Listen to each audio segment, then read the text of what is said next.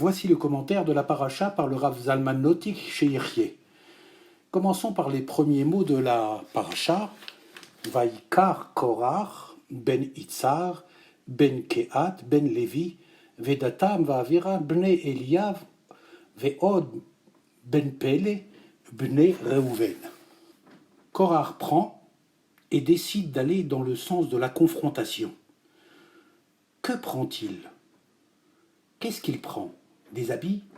Des allumettes? Des clés? Qu'est-ce qu'il prend? Rashi dit de cette section qu'il y a une belle explication dans le Midrash de Rabbi Tanhuma. Si tu veux comprendre chaque mot, tu dois savoir ce que veut dire Korach et que veut dire Vaïka. Il a pris. Qu'est-ce qu'il prend? Regarde dans le Midrash Tanhuma et là-bas il y a l'explication à tout. Une belle explication. Le Rabbi dit une chose merveilleuse à ce sujet.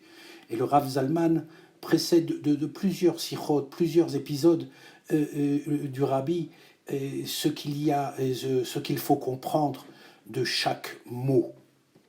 Quand le Rav Zalman Notik était jeune étudiant chez le Rabbi, un soir, un groupe d'élèves se sont rassemblés pour faire une hitvadout.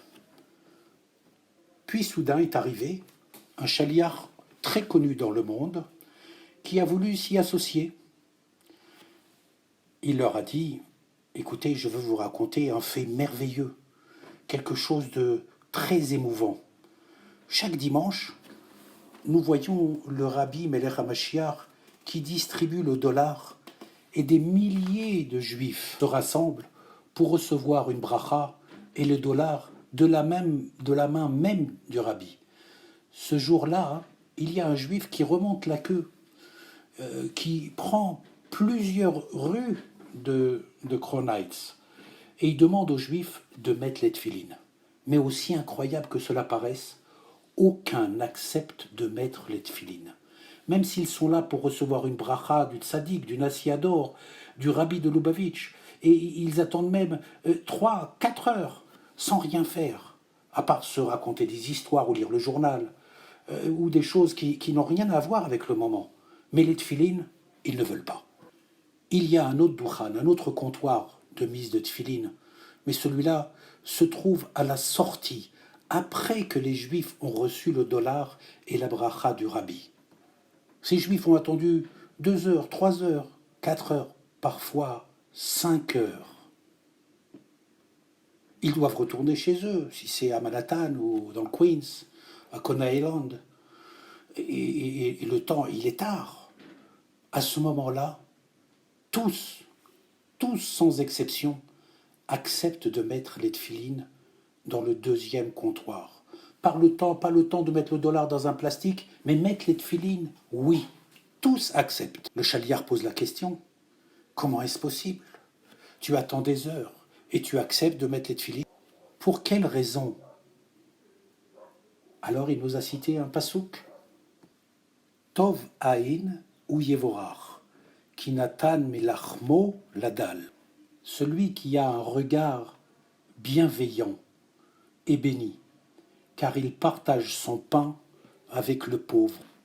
Le Rabbi Melech HaMashiach nous explique et nous rapporte 2 hommes dans le monde, seulement 2, comme l'explique le Rabbi Rayatz, beau-père du Rabbi Melech HaMashiach, qu'il y a dans l'histoire du peuple juif 2 hommes qui ont un regard très aiguisé, observateur, c'est-à-dire un regard qui distingue non seulement l'intérieur, mais aussi le visage, l'extérieur et le visage, mais un regard qui voit la pnémiout, l'essence intérieure du juif.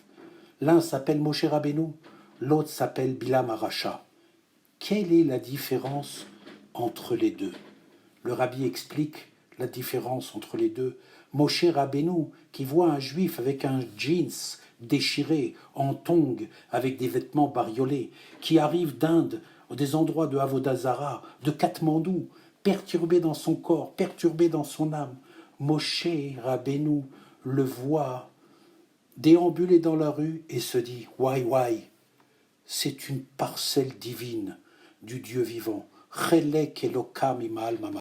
Une neshama divine qui passe dans la rue. » Bilam Aracha, lui, voit un juif racide qui prie 3 fois par jour, un sadique supérieur, Chaval al-Azman. Bilam, lui, voit ce que nul, ni vous, ni moi, ne peuvent voir. Il voit les choses cachées qui s'appellent le mal caché. Et Bilam Aracha avait la force particulière de voir en chacun ce que nous voulons et ne nous intéressons pas, que personne surtout ne le sache. Bilam dit, c'est quoi ce racide? Voyez, il a ce défaut, voyez, il a fait cela. Son regard mauvais fait ressortir et révèle le mal de ce juif. C'est pourquoi Bilam a été choisi pour maudire le peuple juif. Car pour maudire quelqu'un, il faut faire ressortir le mal qu'il a en lui. Et cela était la force du regard négatif de Bilam, afin que sa malédiction agisse. Pour Moshe, il est dit « Aïn Tova ». Par ce regard, il apporte la bracha. Ce regard positif apporte à ce juif et déclenche chez ce juif d'être un bon juif. Par contre, Bilam, par son regard négatif, apporte les malédictions. En quoi cela concerne la paracha de Korach? C'est déconcertant. Qu'est-ce qui arrive? Le rabbi nous éclaire. Korach était un homme très négatif. Et son image dans le peuple juif est restée très négative. Et à chaque fois que nous lisons la paracha de Korach, on se pose la question, comment c'est possible qu'une paracha de la Torah soit nommée du nom d'un rachat, un nom qu'on voudrait oublier, qu'on voudrait effacer, et non se souvenir? Rashi nous dit tout de suite, la paracha de Korach, elle est belle, et elle est expliquée dans le Midrash de Rabbi Tanhuma. Quand viendra Melech HaMashiach, il effacera la conduite négative que nous montre Bilham, et nous montrera, et le Mashiach, Melech HaMashiach, nous consolera et nous montrera que Korach, toute sa conduite était pour le bien. Je ne détaillerai pas tous les détails de l'histoire, mais simplement qu'il y avait une différence entre Korach et Moshe. Moshe voulait être le dirigeant, et Korach aussi. Mais Korach avait une raison cachée. Korach était Lévi. Moshe Rabbeinu était considéré comme un Kohen. Et Korach a pensé que dans le monde futur, les Lévi'im seront plus importants que les Kohanim. C'est pourquoi Moshe et Aaron devraient s'annuler et laisser leur place aux Lévi'im, car les Lévi'im auraient à ce moment un regard positif. Il a souhaité faire un bond de plusieurs milliers d'années en avant dans la Géoula, dans le Zman la Géoula. Dans des termes différents, le rabbi de Lubavitch voit Korach avec le regard et les lunettes de Moshe Rabbeinu. Un regard qui admet les actes, mais pas la responsabilité. C'est en résumé le secret de cette paracha bien expliqué dans le Midrash Tanhuma. Le rabbi nous explique quel est le message pour chacun d'entre nous. Chacun de nous rencontre des juifs différents, les uns des autres. Nous ne sommes pas comme Moshe Rabbeinu.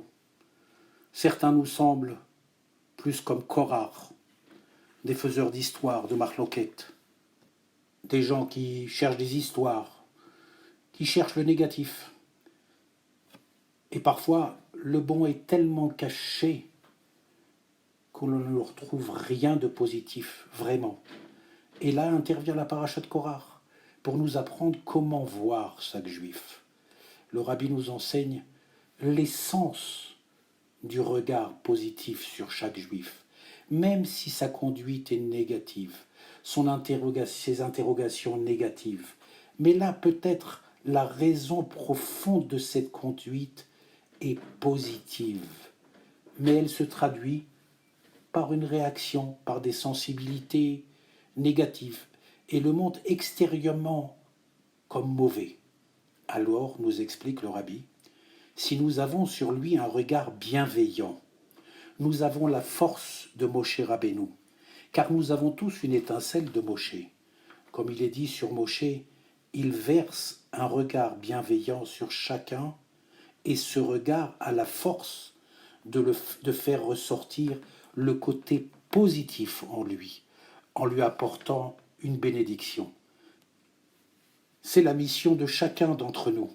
Quand un juif rejoint le Olam Haemet, une des questions que l'on lui pose, as-tu essayé, as-tu donné avec Emouna? Cela le rabbi nous explique. Combien de juifs as-tu rapproché de la Torah? Combien de juifs ont mis les tefilines par ton mérite? Combien de femmes allument les bougies de Shabbat grâce à toi? Combien de juifs as-tu réveillé à Shabbat? Combien de juifs racontent des histoires de chassidim grâce à toi? L'enseignement de cette paracha.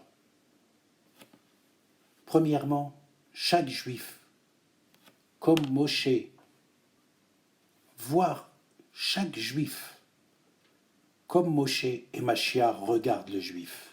Deuxièmement, être comme Moshe Rabbeinu, qui toute sa vie a élevé chaque juif. Deuxièmement, de voir comme Moshe Rabbeinu, nous aurons ce mérite de voir comment Korach souhaitait ce qui se passera après la venue de Mashiach. Il existe un oiseau, peut-être l'autruche, qui couve ses œufs jusqu'à l'éclosion. Et la Gemara nous parle d'un oiseau qui ne couve pas ses œufs, mais les regarde de loin. Et le fait de les couver des yeux suffit à les faire éclore. On voit donc qu'un regard attentif a une influence pour faire éclore le bien. La différence entre le Kohen, Ish Chesed, qui n'aspire qu'à la spiritualité, contrairement au Lévi, qui représente la Gvura et le matériel. Le monde futur, la force du matériel sera dévoilée dans son essence divine, alors qu'aujourd'hui, elle semble être un obstacle. Korach a souhaité montrer au peuple juif cela. Le Rabbi Melech HaMashiach nous enseigne cette paracha d'une manière totalement différente. Nous aurons le mérite, en ayant un regard positif sur les autres, de faire venir le Mashiach et de dévoiler le bien dans ce monde. On comprend ainsi qu'après avoir reçu le dollar et la bracha du Rabbi, le Rabbi a fait ressortir par son regard bienveillant le bien qu'il y a dans les Juifs qui passent devant lui. Yechi Adonenu Morenu Verabenu Melech HaMashiach Leolam Vaed.